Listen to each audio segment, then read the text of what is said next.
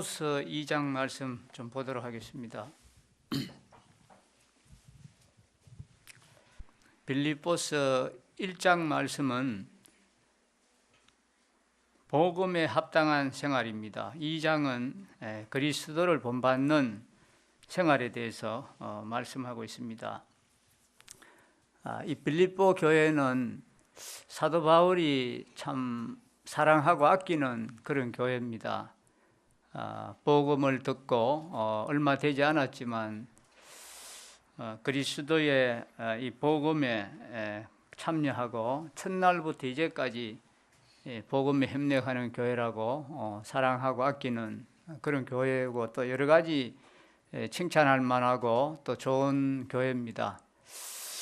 그러나 우리가 사람 사는 곳에, 또 이 지구상에 어떤 교회도 문제없는 교회는 없습니다. 이 빌립보 교회도 사도 바울의 사랑받는 교회고 칭찬할 만한 교회지만, 또 이 안에는 약간의 어떤 다툼이나 분쟁이나 그러한 것들이 있었는 것 같습니다. 내용을 볼 때 2장 이제 1절부터 좀 보도록 하겠습니다. 그러므로 그리스도 안에 무슨 권면이나 사랑의 무슨 위로나 성령의 무슨 교제나 긍휼이나 자비가 있거든 마음을 같이 하여 같은 사랑을 가지고 뜻을 합하며 한 마음을 품으라고 했습니다. 우리가 어떤 권면, 여기 이제 권면이 있습니다. 어떤 권면이 있을 때 또 우리가 어떨 때 권면합니까? 아버지가 자녀에게 어떨 때 권면합니까? 자녀들이 아버지가 봤을 때 이건 아닌데 잘못된 길로 가고 있는데 그럴 때 바로 잡아주지요. 이건 이렇게 해서는 안 된다, 이래 권면하고, 또 우리 부모님이 우리 자녀들에게 바르게 신앙생활하고 또 바르게 살 수 있도록, 잘못된 길로 가지 못하도록 그럴 때 이제 우리가 이렇게 부모님이 권면하듯이 우리도 교회 안에서도 우리 형제 자매들은 피차 우리가 권면이 필요합니다. 우리가 봤을 때 이건 아닌데 이렇게 생각이 되면 우리가 권면이 필요해요. 이 권면은 그 뜻이 곁으로 부르다 하는 그런 뜻이 있습니다. 가까이에서 위로하며 또 도와주는 그런 행위인데, 또 위로자, 또 보호자, 또 권면자 이렇게 했는데, 이 성령, 보혜사 성령님이 바로 위로자입니다. 위로자고 또 보호자고 권면자이신데 바로 그런 뜻으로 쓰였습니다.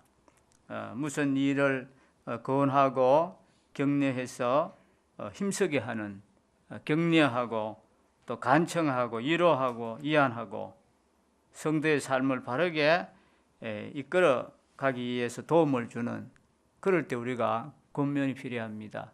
그런데 우리가 참 이 권면을 들을 수 있을 정도면 성숙한 사람입니다. 그런데 이 권면을 대체적으로 보면 잘 듣기도 싫어할 뿐더러 또 듣기가 힘들어합니다. 이런 권면을 했을 때 잘 안 받는 경우가 참 많은데, 그러나 이 권면을 잘 받는 사람은 신앙에 성숙하게 되고 또 많이 자라가는 그런 것들을 제가 이렇게 많이 경험을 합니다. 우리 성도들, 제가 청년 때 어떤 형제가 보니까 권면이 필요해서 제가 이렇게 권면했을 때 아주 그 형제가 잘 받더라고요. 그랬을 때 그 형제는 지금 주님께서 아주 크게 쓰시고 있는 것을 보는데, 그래서 우리가 이런 무슨 권면이나 또 위로나 어떤 교제나 긍휼이가 자비가 있거든 어떻게 해야 되느냐, 그 대답이 이제 그 2절부터 나와 있습니다. 그래야 할 때 그러면 어떻게 해야 되느냐, 도망가야 되느냐, 그것이 아니죠. 2절에 보면 마음을 같이 하여 같은 사랑을 가지고 뜻을 합하며 한 마음을 품으라 그랬습니다. 그런 어떤 권면이나 이런 것이 있으면 마음을 같이 하라 그랬습니다. 저는 뭐 안 할랍니다. 듣기 싫습니다. 이렇게 도망가면 안 되고 거기에 마음을 같이 하고 같은 사랑을 가져야 돼요. 아버지가 왜 내게 저런 말씀을 하실까 하는 그런 마음으로 자녀가 부모님의 그 마음을 잘 이해하면서 받듯이 같은 사랑을 가지고 뜻을 합하고 한 마음을 품으라 그랬습니다. 그러면서 이제 3절에 아무 일에든지 다툼이나 허영으로 하지 말고 오직 겸손한 마음으로 각각 자기보다 남을 낮게 여기고 했습니다. 어떤 다툼으로 해서도 안 되고 또 허영으로 해도 안 됩니다. 우리는 진실되게 이렇게 해야 되지 뭐 과장해서 막 부풀려서 그렇게 해도 안 되고 우리는 그러한 것들이 있을 때 겸손한 마음으로 우리가 받을 수 있어야 됩니다. 겸손한 마음으로 자기보다 남을 낮게 여기고 내보다 또 혹시 나이가 어릴지라도 어린 형제를 통해서도 우리가 또 배울 점도 있습니다. 자녀를 통해서도 우리가 배울 점이 있듯이 이런 것들을 남을 나보다 낮게 여기는 그런 자세를 취해라 했습니다. 그리고 4절 또 보겠습니다. 각각 자기 일을 돌볼 뿐더러 또한 각각 다른 사람들의 일을 돌보아 나의 기쁨을 충만하게 하라. 자기 일도 잘 돌봐야 되지요. 자기 맡은 일에 충성을 다하고 또 그것뿐만 아니라 다른 사람의 일도 돌봐주라고 했습니다. 자, 이것이 바로 마음을 같이 하고 또 같은 사랑을 가지고 하는 그런 자세가 되겠습니다.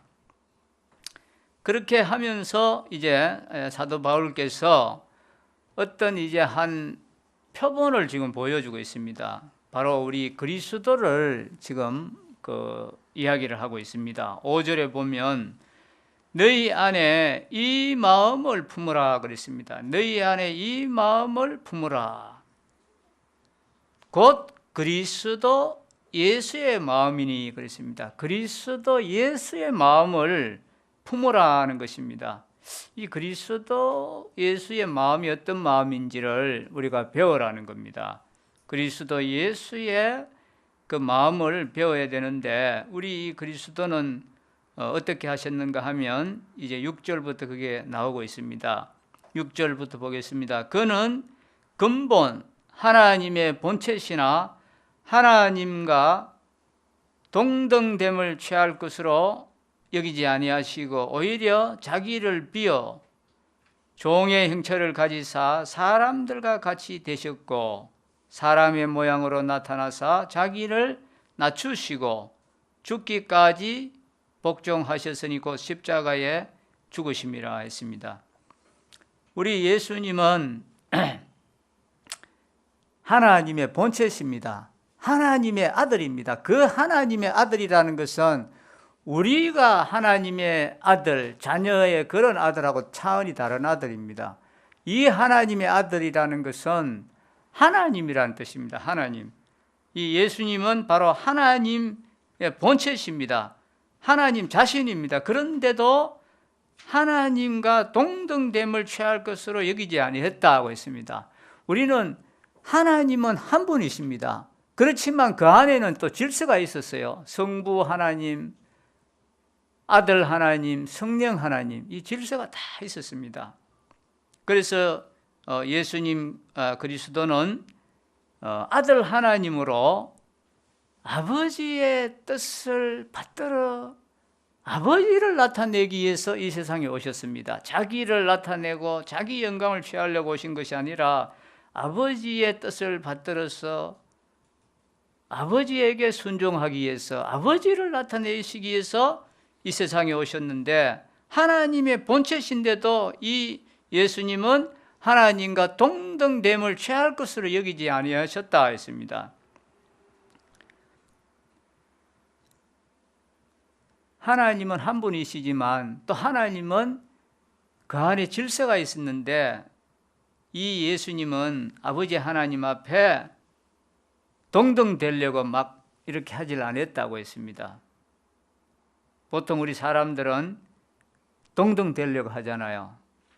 사실은 내가 더 낮은데도 동등 되려고 하고 때로는 또 그 위에 올라가려고 하고 머리가 되려고 하고 하는데, 우리 예수님은 하나님의 본체시지만 하나님과 동등됨을 취할 것으로 여기지 아니하고 그 정도가 아닙니다.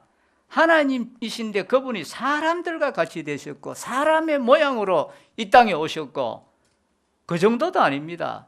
십자가에 죽으실 정도로 죽기까지 복종하셨는 이런 이 그리스도를 지금 소개하고 있습니다. 사도 바울이 이런 본을 따라가라 이 말입니다. 우리 보고 우리도 이런 자세가 되어야 된다는 것입니다.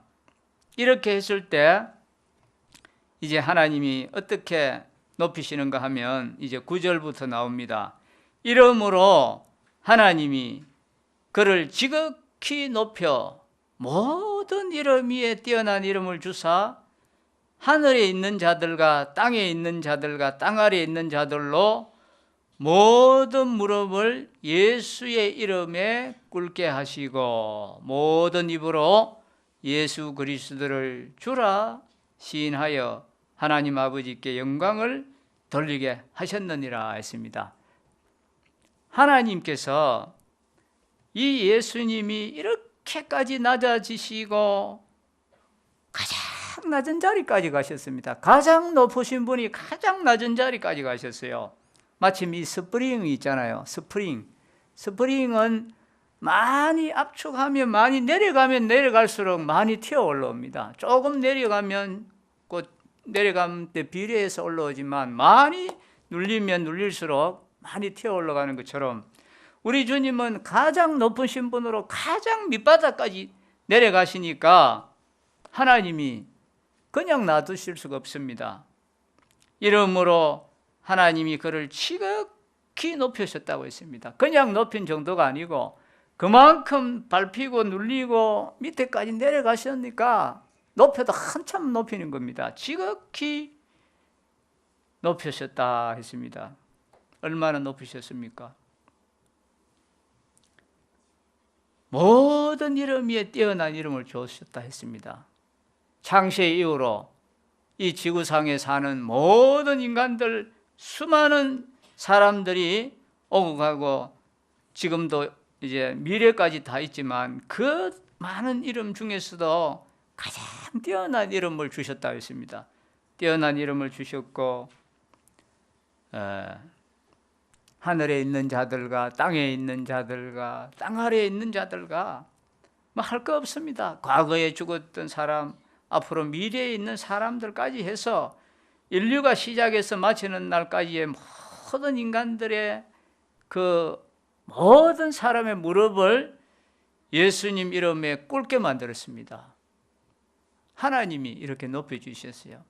우리가 겸손하고 또 낮아지고 권면을 듣고 성령의 위로와 교제로 마음을 같이 하고 이렇게 하면 하나님이 높여주십니다. 하나님이. 그래서 교만한 자는 하나님이 물리치시고 겸손한 자에게 은혜를 베풀어 주신다 했는 것처럼 하나님이 이렇게 높여주셨습니다. 모든 무릎을 예수의 이름에 꿇게 했습니다. 그가 예수님이 누군지 알든지 모르든지 간에 우리 예수님은 백보자 이제 심판주의 모든 인류의 심판주이십니다. 어떤 사람도 할 것 없이 그 심판주 앞에 한 번은 서고 무릎을 꿇어야 됩니다. 주님이라고 시인을 해야 됩니다. 그렇게까지 주님이 높여주셨습니다. 그래서 하나님 아버지께 영광을 돌리게 하셨다 했습니다. 이런 이제 그리스도를 그 본으로 해서 너희들도 다투고 또 분쟁하고 그렇게 하지 말고 남을 나보다 낫게 여기고 또 권면과 사랑의 교제 있을 때 서로 잘 받고 겸손히 하고 이렇게 하라고 이제 말씀을 했습니다. 그 다음에 이제 12절부터 또 이제 이렇게 또 부탁하고 있습니다. 12절 보십시다. 그러므로 나의 사랑하는 자들아, 너희가 나 있을 때뿐 아니라 더욱 지금 나 없을 때에도 항상 복종하여 두렵고 떨림으로 너희 구원을 이루라 했습니다. 그래 어떤 사람은 이제 이 복음을 확실히 깨닫지 못한 이제 일반 교단에 있는 사람들 중에는 이 말씀을 근거로 해서 우리가 구원받았다고 하면은 교만한 사람이다. 어떻게 그런 말을 함부로 할 수 있느냐. 이제 이 말씀을 많이 이야기를 합니다. 여기 봐, 구원을 이루라고 했는데 너가 어떻게 구원을 받았다고 이야기하느냐, 이런 이야기를 하는데 그렇지 않습니다. 베드로전서에 있는 믿음의 결국 곧 영혼의 구원을 받음이라. 우리는 예수 그리스도를 믿음으로 해서 영혼의 구원을 받았습니다. 이미 우리는 의롭게 되었습니다. 신분이 이미 우리는 의로운 사람이 되었습니다. 그렇다고 해서 우리의 삶이 누가 봐도 100% 우리가 의로운 삶을 살고 있습니까? 그렇지 않지 않습니까? 그래서 사도 바울은 너희가 두렵고 떨림으로 너희 구원을 이루라 했습니다. 우리는 생활 속에서 이 성화되어 가야 된다 이 말입니다. 구원받았다고 해서 성경 안 읽고 기도 생활도 안 하고 또 모임에도 참여 안 하고 가만히 있으면 저절로 거룩한 삶이 삶 속에서 나옵니까? 그렇지 않습니다. 그래서 항상 복종하여 두렵고 떨림으로 너희 구원을 이루라 했습니다. 그런데 이 구원을 마침 이루는 것도 내 힘으로 이루어지는 것은 아닙니다. 그것이 바로 그 다음 구절에 답이 나와 있습니다. 13절 한번 보십시오. 너희 안에서 행하시는 이는 하나님이시니 자기의 기쁘신 뜻을 위하여 너희에게 소원을 두고 행하게 하시나니 했습니다. 이 구원에 우리가 성화되어 가는 그것도 내 노력과 내 힘으로만 되는 것이 아닙니다. 이것은 우리 안에서 행하시는 하나님이 계십니다. 우리가 구원받지 못하는 사람은 이거 절대로 할 수가 없습니다. 원수를 우리는 용서할 수가 없어요. 그런데 우리는 용서할 수 있습니다. 왜 그렇습니까? 구원받은 사람은 우리 안에 하나님이 계시고 이 하나님이 그것을 이루어 가신다 이 말입니다. 그러면 우리는 어떻게 하면 됩니까? 내 안에 계신 하나님이 형제를 사랑하고 원수를 사랑하고 용서하라고 하면은 거기에 우리는 순종하고 이제 응하면 되는 것입니다. 하나님께서 이렇게 내 안에서 말씀하시고 이끌어 주시고 하는데도 내가 거기에 부응하지 않으면 그건 어떻게 할 수가 없습니다. 그래서 하나님과 내가 동역자입니다. 하나님과 내가 이제 같이 하는 겁니다. 하나님이 하시는 거기에 내가 반응을 해야 되는 거예요. 그래야지만이 이 성화의 삶이 이루어지는 것입니다.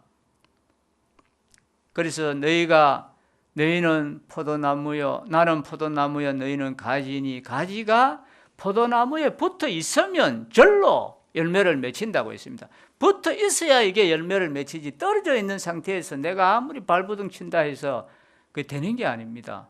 구원받은 사람은 이 주님 안에 우리가 붙어 있어야 돼요. 이 말씀 안에 붙어 있어야 되고 내 안에 계신 하나님이 음성을 하시고 이끌어 가실 때 내가 거기에 반응하고 순종하면 되는 것입니다. 이것이 바로 성령의 인도함을 받으라는 거 아니겠습니까? 육신을 따라 행하지 말고 너희는 성령을 따라 행하라. 성령님이 이렇게 인도하신단 말입니다. 수요일 날 직장이 늦어서 못 오는 건 할 수 없지요. 그러나 시간이 있는데도 TV 보고 앉아 있으면서 수요 집회 안 나와도 그것이 마침 하나님의 은혜를 누리고 있는 것처럼 이야기한다면 이것은 방종입니다. 방종. 이거는 제가 하나의 예를 들었지만 모든 우리 삶의 영역에 있어서 우리가 그렇게 하면 안 된다는 것입니다. 민감해 있어야 됩니다. 이 내 안에 계신 하나님이 어떻게 인도를 하시는지, 어떤 형제는 자기 몸도 피곤하고 기침 콜록콜록 하면서도 저 멀리서 지방에서 또 어떤 형제가 교통사고 나가 거의 식물인간 됐다가 이제 많이 회복이 돼가 이제 온다고 하니까 또 그 형제 마중 나가고 이렇게 하는 겁니다. 그 왜 그렇습니까? 그 안에 주님께서 자기 몸은 피곤하고 쉬고 싶은데도 그런 마음을 주시니까 거기에 반응을 하는 겁니다. 이러할 때 성숙이 오고 또 주님이 얼마나 기뻐하시겠습니까? 14절부터 또 좀 보십시다. 모든 일을 엄만과 시비가 없이 하라. 엄만과 시비가 없이 하라. 우리가 어떤 일을 할 때 엉망스럽게 하면 안 됩니다. 그러면 차라리 안 하는 게 낫습니다. 또 시비가 없이 하라고 했습니다. 그리고 15절에 보면 이는 너희가 흠이 없고 순전하여 어그러지고 거스르는 세대 가운데서 하나님의 흠 없는 자녀로 세상에서 그들 가운데 빛들로 나타내며 있습니다. 하나님은 우리를 흠이 없는 자녀로 이 세상에 나타내고 싶어 하십니다. 구원받았다고 하면서 안 믿는 세상 사람들과 별반 차이가 없는 그런 삶으로 나타내기 위해서 하나님이 우리를 구원하지 않았습니다. 우리를 부르심은 그 아들을 본받게 하기 위해서 우리를 부르셨다 했습니다. 우리 그리스도의 삶이 나타나도록 하셨다 이 말이지요. 손양은 목사님이 자기 아들 2명을 죽인 그를 양자로 입양을 했다는 것은 이것은 그리스도의 마음이 아니고는 있을 수 없는 일입니다.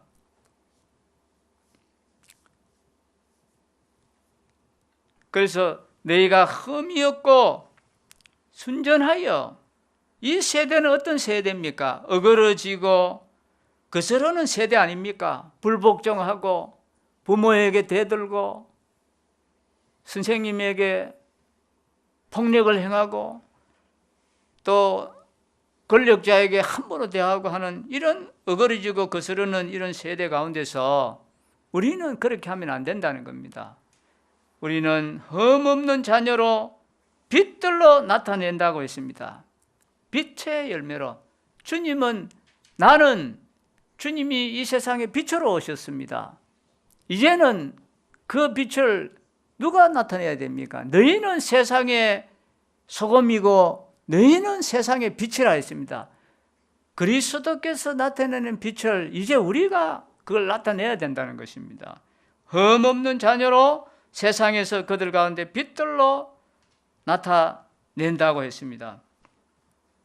16절부터 봅시다. 생명의 말씀을 밝혀 나의 다름질이 헛되지 아니하고 수고도 헛되지 아니하므로 그리스도의 날에 내가 자랑할 것이 있게 하려 함이라.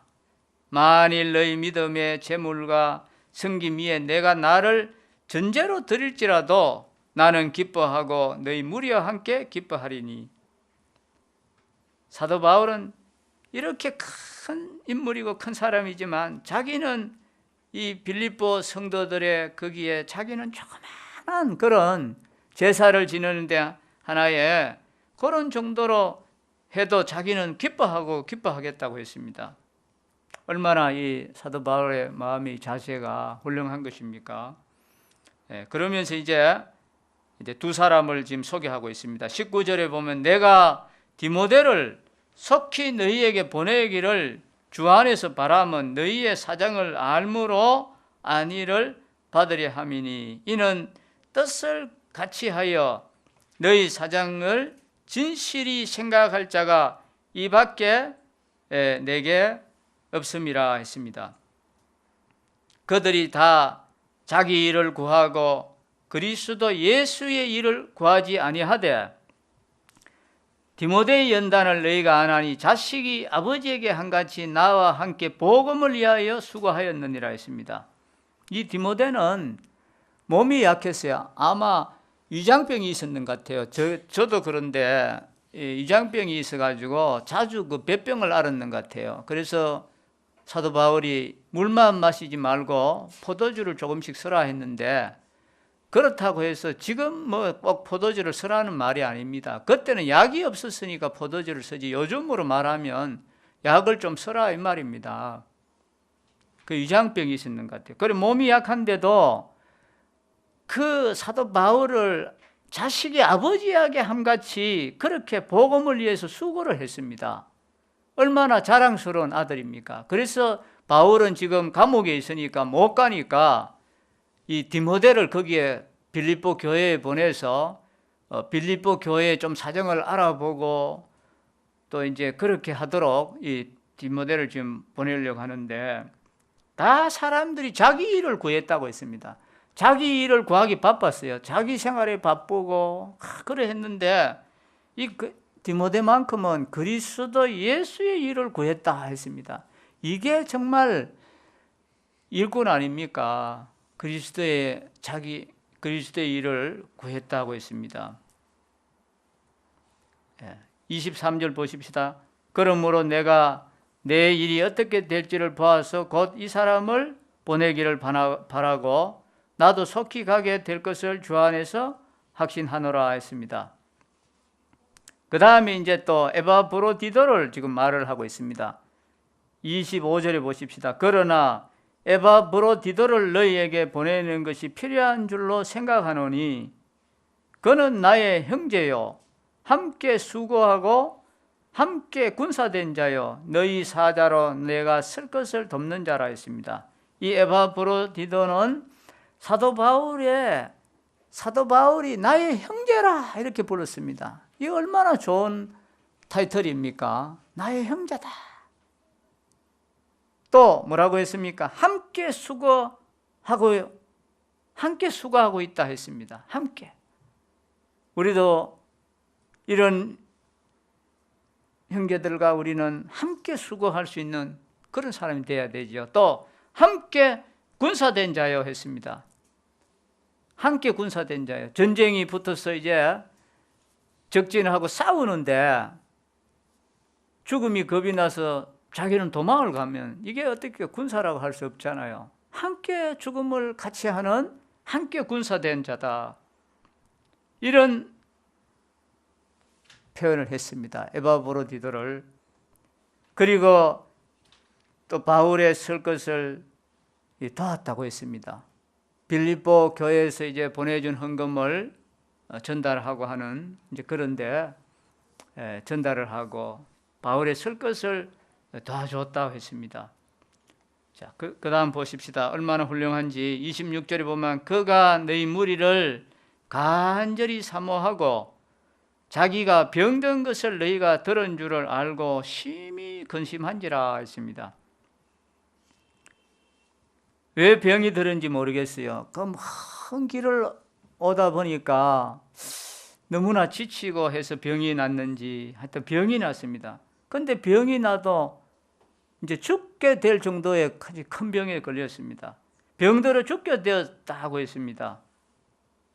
그런데 그 자기가 병들어 죽게 되었는데도 빌립보 교회 성도들이 그걸 들었다는 것이 굉장히 부담스러워하는 거라요. 참 걱정을 끼쳐줘서 굉장히 그걸 부담스러워하는 거라요. 자기가 고통스러움에도 불구하고 자기가 그 고통에서 해방받기보다는 빌립보 성도들이 자기가 병들었다는 그걸 들었을 때 얼마나 염려하고 걱정할까 하는 그게 더 걱정스러운 것입니다. 그런데 그가 병들어 27절에 보면 그가 병들어 죽게 되었으나 하나님이 그를 긍휼히 여기셨고 그뿐 아니라 또 나를 긍휼히 여기사 내 근심 위에 근심을 면하게 하셨느니라 했습니다. 신기하지요. 사도 바울도 능력이 있습니다. 사도 바울도 많은 병자들도 고치고 능력이 있었는데 이 에바브로디도가 병이 들었는데도 사도 바울이 기도 안 했겠습니까? 살려달라고 고쳐달라고 얼마나 기도했겠습니까마는 그래도 그 기도가 응답이 되지 않았습니다. 나아지지가 않았습니다. 그런데 하나님이 그를 긍휼히 여겨주셨다 했어요. 죽을 병에 걸렸는데 에바브로디도가 죽을 병에 걸렸는데 하나님이 그를 긍휼히 긍휼히 여겨주셔서 살려주셨어요. 이 에바브로디도는 죽음에서 자기가 살아나는 그런 걸 체험을 했습니다. 이것은 누구의 신유의 은사로 기도해서 그렇게 된 것이 아니라 하나님이 이 에바브로디도의 삶이 너무나 충성스럽고 사랑하는 자녀이기 때문에, 너무나 아끼기 때문에 그를 긍휼히 여기셔서 그를 살려줬다 했습니다. 28절부터 보십시다. 그러므로 내가 더 급히 그를 보낸 것은 너희로 그를 다시 보고 기뻐하게 하며 내 근심도 덜려 함이니라. 이러므로 너희가 주 안에서 모든 기쁨으로 그를 영접하고 또 이와 같은 자들을 존귀 여기라 했습니다. 이 에바브로디도 같은 그런 자를 귀하게 여기줘라고 했습니다. 우리 성도들이 다 귀합니다. 다 귀하지만 디모데와 같은, 에바브로디도와 같은 헌신된 이런 사람을, 그런 일꾼을 귀하게 바라고 있습니다. 우리가 함부로 말을 하고 판단하고 그렇게 하면 안 된다는 겁니다. 존귀히 여기라 그랬습니다. 귀하게 봐주라고 했습니다. 이 30절 보십시다. 그가 그리스도의 일을 위하여 죽기에 이르러도 자기 목숨을 돌보지 아니한 것은 나를 섬기는 너희 일에 부족함을 채우려 함이니라. 죽기에 이르렀는데도 자기 그 병 고치고 살려고 발부둥 치지를 않고 그리스도의 일을 하는 참 얼마나 훌륭한 그러한 것들을 봅니다. 그래서 여기 빌립보서 오늘 2장에서는 우리는 성도들 가운데서 우리는 때로는 권면이 필요해요. 우리는 형제들인데 왜 권면을 못합니까? 권면도 하고 또 피차 가르치고 배우고 또 위로해주고 격려도 해주고 이러할 때 그것을 피하지 말고 우리는 같은 사랑을 갖고 같은 마음을 가지고 그것을 받고 또 그리스도를 본받는 것처럼, 그리스도께서 하셨던 것처럼 우리는 형제를 나보다 더 낮게 여기는 그런 마음을 갖고, 또 하나님이 우리를 구원하신 것은 이 어그러지고 험한 세상 가운데서 이 어두운 세상에 빛을 밝히라고 우리를 부르셨단 말입니다. 그러한 빛의 자녀로서, 흠없는 자녀로서, 깨끗한 신부로서 세워주시기 위해서 우리를 부르셨는데 거기에 우리가 부응하는 삶을 우리가 살아야 되고, 또 디모데나 에바브로디도처럼 복음을 위해서 협력하고 사도 바울의 귀한 동역자로서 수고하고 내 일을 구하는 것이 아니라 그리스도의 일을 구하는 그런 우리가 되어야 될 줄로 생각이 됩니다. 오늘 빌립보서 2장 말씀 여기까지 교재 마치겠습니다.